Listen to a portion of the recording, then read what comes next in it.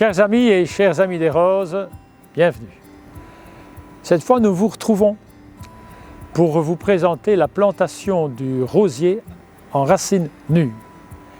Et pour ce faire, nous sommes très heureux aujourd'hui dans la mesure où les conditions hivernales sont tout à fait favorables et surtout, il ne gèle pas. Pour effectuer cette plantation, il y a besoin d'un matériel et j'invite Pierre à nous présenter ce matériel pour commencer. Donc pour planter un rosier assez nu, nous avons besoin bien évidemment d'une bêche, d'un sécateur, d'un arrosoir d'eau, de l'amendement de plantation et du fumier de type granulé, fumier séché, engrais organique. Et bien maintenant que tout est prêt, cher Pierre, ton matériel, voici un rosier à racines nues, il ne te reste plus qu'à le planter et nous expliquer comment tu vas procéder. On peut remarquer trois parties différentes sur ce rosier. La partie des racines, donc qui est le sujet porte-greffe. On peut voir ici la boursouflure qui est en fait la greffe du rosier et la partie du rosier qui est greffée, donc qui va fleurir. Alors nous allons procéder à ce que l'on appelle l'habillage du rosier, c'est-à-dire le préparer à la plantation. Donc nous allons d'abord regarder sur la partie végétative, donc les branches. On va supprimer les branches mortes, les branches les plus anciennes et abîmées également.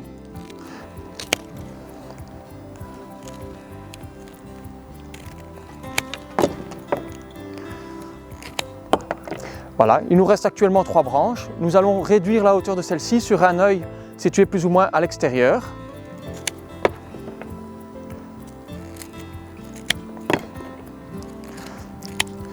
Ensuite, une fois que ceci est fait, nous regardons au niveau des racines si nous avons des racines abîmées et raccourcissons celles-ci.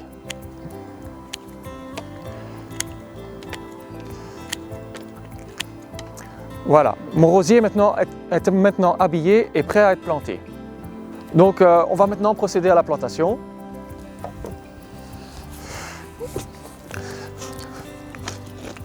Je commence d'abord par faire un trou suffisamment large pour accueillir l'ensemble des racines du rosier.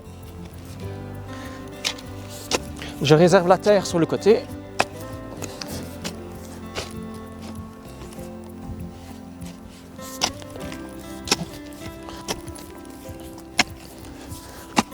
Voilà, je pense que maintenant mon trou est suffisamment profond. Je vérifie avec mon rosier.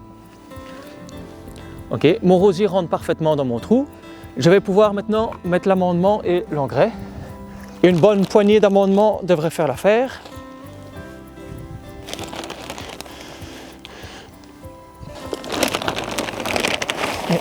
Une bonne grosse poignée d'engrais.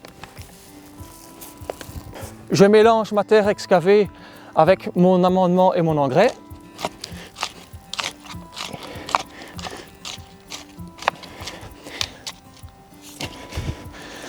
Et je peux maintenant placer mon rosier.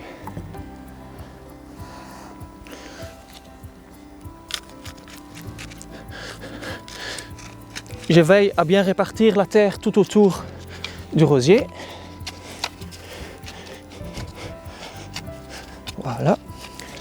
Dans un premier temps, je ne remplis pas complètement mon trou de terre parce que je vais venir colmater la terre autour des racines du rosier en y versant de l'eau dans le trou.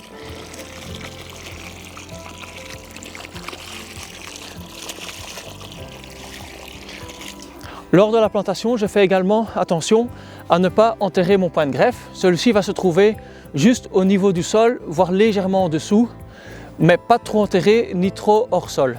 Maintenant que l'eau est descendue, je peux maintenant finir de reboucher mon trou.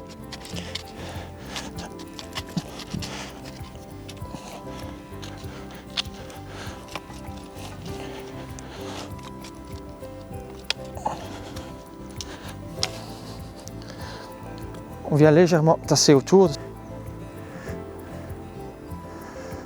et je finis l'arrosage.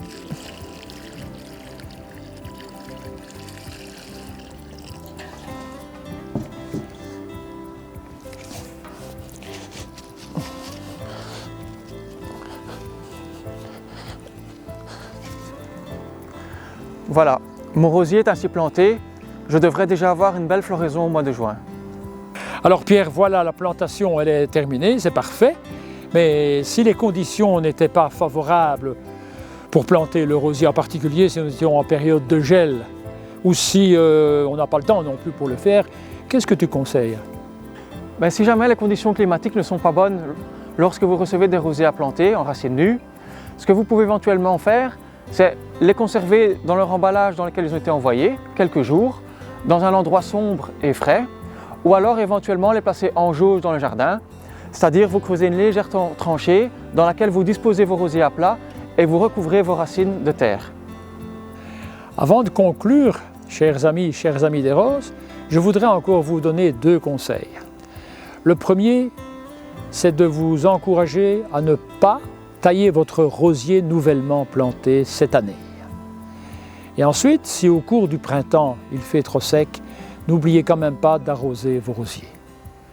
Nous espérons que cette capsule vous sera à nouveau utile, comme toutes les autres capsules qui se trouvent sur notre site www.roselereux.be. Merci de votre attention et nous espérons vous revoir heureux le moment voulu parmi les roses.